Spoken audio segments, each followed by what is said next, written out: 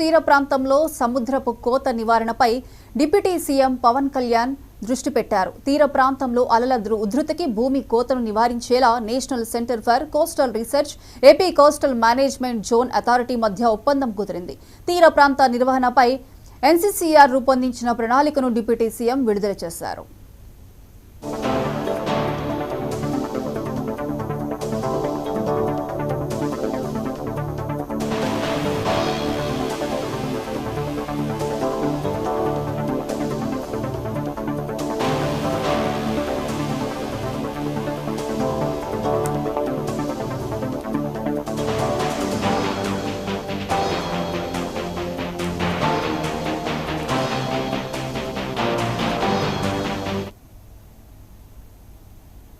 ఈ సందర్భంగా పవన్ మాట్లాడుతూ సముద్రపు కోత ప్రమాదాన్ని నివారించేందుకు ప్రత్యేక దృష్టి పెట్టామని తెలిపారు. ఇటీవల ఉప్పాడ తీరంలో కోతపై సమీక్షించి నిపుణులతో చర్చించామన్నారు.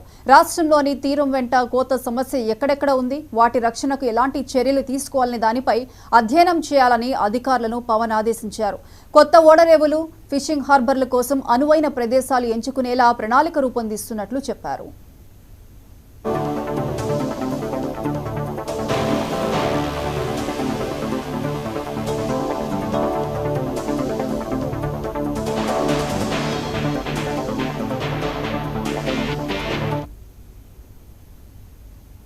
ఫోన్ ట్యాపింగ్ కేసు నిందితులకు మరోసారి కోర్టులో చుక్కెదురైంది.